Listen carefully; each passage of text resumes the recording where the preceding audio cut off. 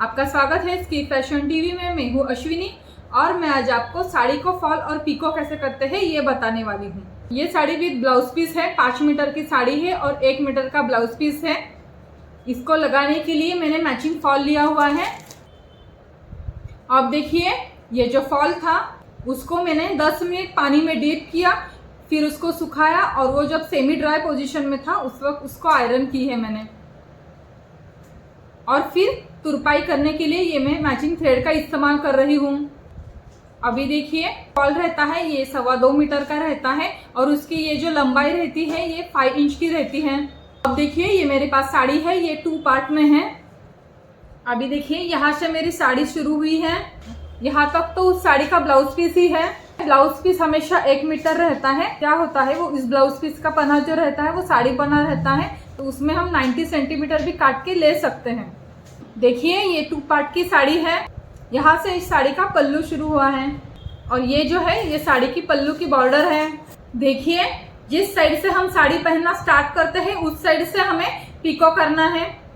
अभी ये तो रनिंग ब्लाउज पीस है, इसलिए इस साड़ी का मैं पहले ब्लाउज पीस काटती हूँ। देखिए, यहाँ उन्होंने स्लीव्स की बॉर्डर दी हुई है, ये यहाँ खत्म हो चुकी है, तो यहाँ से मैं साड़ी की कटिंग करने वाली हूँ। पर जब हम साड़ी की कटिंग करते हैं तो वो सीधी आनी चाहिए, ये ध्यान में रखिए। पर क्या होता है, कभी कभी जब हम कटिंग करते हैं तो वो थोड़ी क्रॉस में रहती है, क्योंकि वो साड़ी भी थोड़ी सी क्रॉस में रहती है।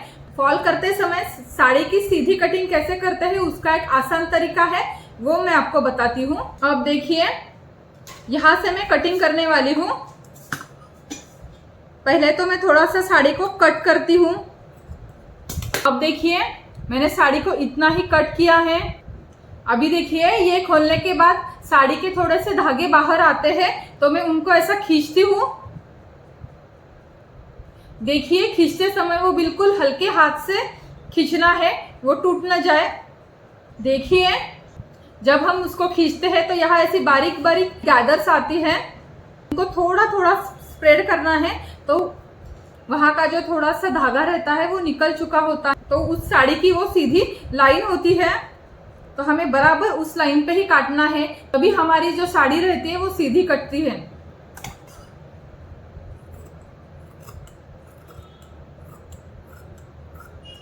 तो उससे क्या होता है, जब हम पिको करते हैं तो वो पिको जो रहता है वो बहुत बारीक और बहुत अच्छे से आता है।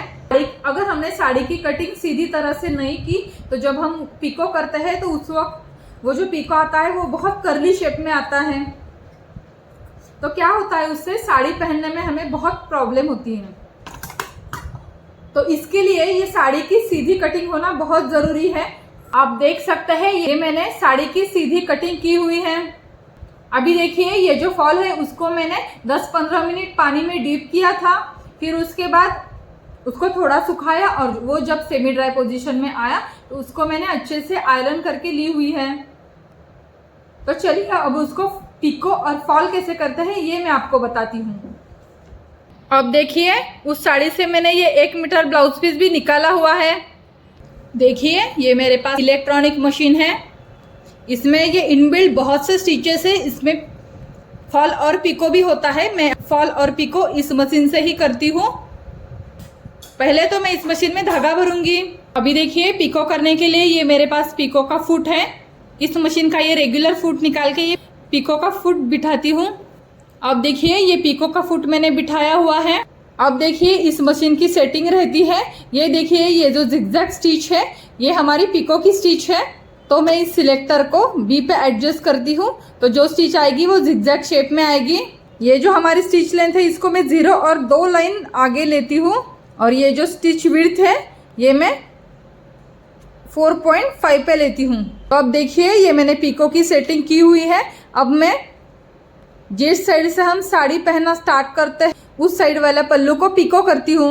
अब देखिए, पिको हमेशा उल्टी साइड से करते हैं। पिको हम एकदम से इस पॉइंट से शुरू नहीं कर सकते, थोड़ा साड़ी का कपड़ा हमें छोड़ना पड़ता है, तो मैं पिको यहाँ से स्टार्ट करती हूँ। अब देखिए, इससे सबसे पहले मैंने क्या किया, ये यहाँ से इतना अंतर मैंने छोड़ा हुआ है और यहाँ फुट नीचे रखती हूँ और ये जो नीडल है वो अंदर डालती हूँ। तब क्या हो जाएगा, हमारा कपड़ा जो है वो अच्छे से बैठ जाएगा। थोड़ा 3-4 बार मैं जिगजैग शेप में उसको इधर उधर करती हूँ ताकि वो कपड़ा पक्का बैठ जाए।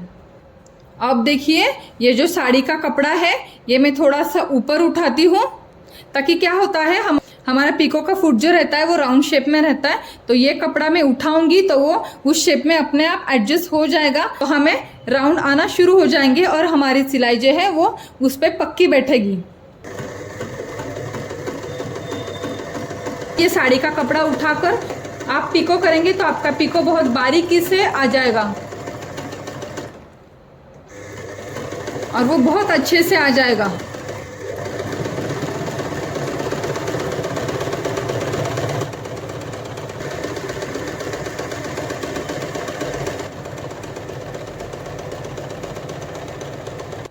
अब आप देखिए यहाँ तक तो मैं आ चुकी हूँ। अब यह मुझे लॉक करना है, तो देखिए मैं ऐसे ही सिलाई मारती हूँ और वो ऐसा हल्का सा छोड़ती हूँ। अब आप देख सकते हैं इसको मैंने सिलाई लॉक के ऑप्शन से लॉक नहीं किया है, वो अपने आप लॉक हो चुका है। अब देखिए हमारा साड़ी का ये जो हमने पहले छोड़ा था वो पार्ट रहा है, तो मैं उसका पिको उल्टी साइड से स्टार्ट करती हूँ। देखिए जिस साइड हमने पिको किया था उस साइड से थोड़ा पिको करते हुए आती हूँ।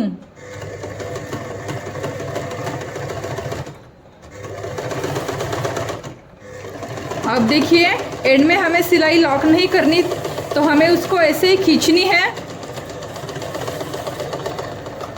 जैसे जैसे हम उसको खींचते हैं वो सिलाई अपने आप लॉक हो जाती है। आप देख सकते हैं ये पीको कितना बारीक आया हुआ है और कितना अच्छे से आया हुआ है। और देखिए हमने जो साड़ी की कटिंग स्ट्रेट में की थी तो ये पीको भी बहुत स्ट्रेट शेप में आया है। साड़ी की कटिंग वो धागा निकाल के करेंगे तो आपका जो पीको आएगा वो बहुत अच्छे से आएगा। तो ये हो गया उसका पीको। अब हम उस साड़ी को फॉल कैसे लगाते हैं ये देखने वाले हैं। अब देखिए ये साड़ी की नीचे की उल्टी वाली साइड है, यहाँ से मैं 7 इंच में मार्किंग करती हूँ, यहीं से मैं फॉल लगाना स्टार्ट करती हूँ। देखिए इस फॉल को मैंने अच्छे से वॉश किया हुआ है। अभी देखिए ये फॉल लगाना जब हम शुरू करते हैं तो फॉल को कवर भी करना चाहिए, मतलब मैं उस फॉल को अंदर की तरफ से फोल्ड करती हूँ और ये 7 इंच छोड़ के फॉल लगाना स्टार्ट करती हूँ। देखिए पहले मैं ऐसे 1-2 टाके डाल के साड़ी को फॉल के साथ पहले फिक्स करती हूँ और उसके बाद फॉल लगाना स्टार्ट करती हूँ।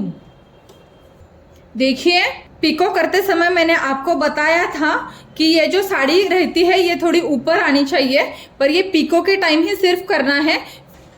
जब हम फॉल करते हैं तो उस वक्त साड़ी और फॉल दोनों सीधे रहने चाहिए।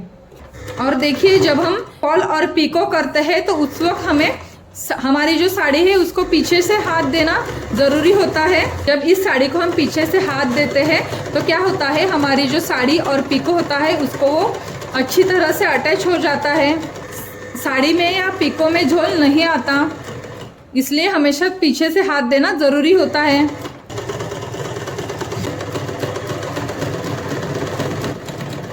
अब देखिए यहाँ हमारी बॉर्डर आई है।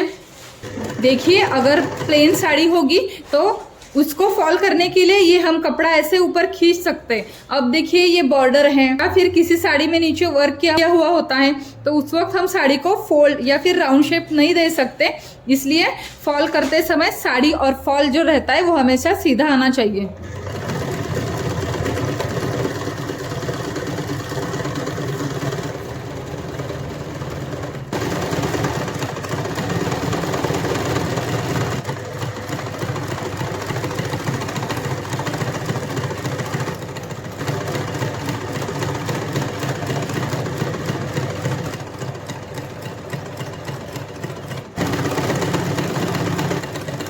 अब देखिए खत्म होने वाला है, तो जैसे मैंने स्टार्टिंग में कवर किया था तो उसको मैं एंड पॉइंट पे भी कवर करती हूँ, मतलब इस फॉल को अंदर की तरफ से फोल्ड करती हूँ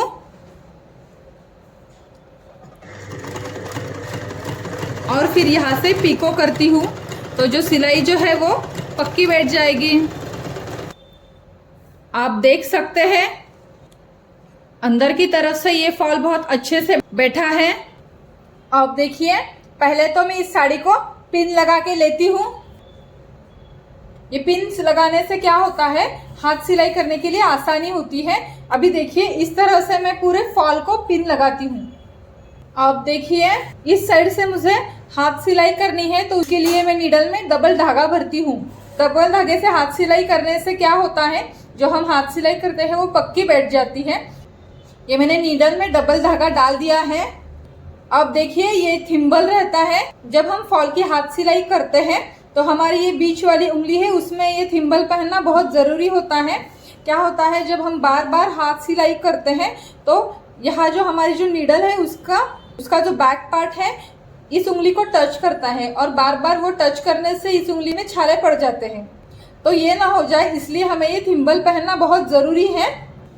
और क्या होता है, हम थिम्बल पहनते हैं तो नीडल के पीछे के पार्ट को थोड़ा सा सपोर्ट मिल जाता है, उससे हमारी जो हाथ सिलाई होती है वो जल्दी हो जाती है। जब हम फॉल की हाथ सिलाई करते हैं तो हमारी साड़ी को सीधा रखना ज़रूरी होता है। इसलिए इस साड़ी को मैंने ऐसे टेबल पे फैलाया हुआ है ताकि उस साड़ी को झोल ना आ जाए।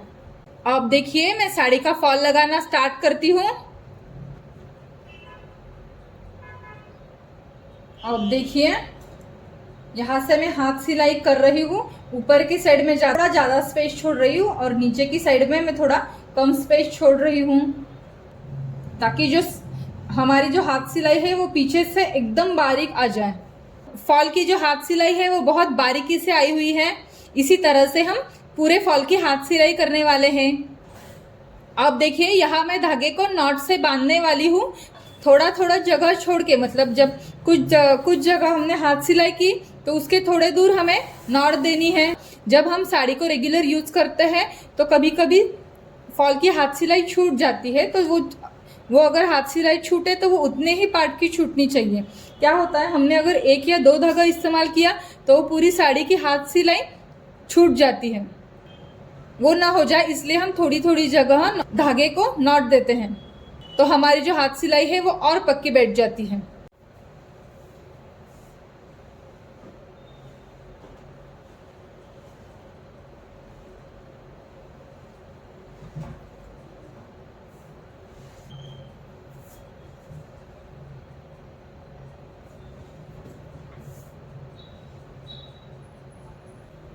अब आप देख सकते हैं, ये मेरा फॉल लगा के लगभग हो चुका है। इतनी ही साइड बची है। अब मैं यहाँ कॉर्नर पे नॉट दूंगी। अब आप देख सकते हैं, मेरी फॉल की हाथ सिलाई हो चुकी है। देखिए, बाहर की तरफ से हाथ सिलाई कितनी फिनिशिंग से आई हुई है। अगर आपने मेरी बताई हुई मेथड से साड़ी को फॉल और पिको किया तो वो बहुत जल्दी से आ जाएगा और बहुत आसानी से और बहुत अच्छी तरह से आ जाएगा। आई होप आपको ये वीडियो पसंद आया होगा। आपको ये वीडियो कैसा लगा ये मुझे कमेंट सेक्शन में लिख के भेजिए। अगर आपको मेरा ये वीडियो पसंद आया होगा तो उसको लाइक जरूर कीजिएगा। बहुत ज़्यादा पसंद आया होगा तो शेयर और सब्सक्राइब जरूर कीजिएगा और नीचे दिए हुए बेल आइकन पे क्लिक कीजिए ताकि मेरी नए आने वाली वीडियोज़ की नोटिफिकेशन आपको मिलती रहे। नेक्स्ट मैं ऐसा ही एक इंटरेस्टिंग टॉपिक आपके साथ शेयर करूंगी। तब तक के लिए भी हैप्पी एंड स्टे स्टाइलिश।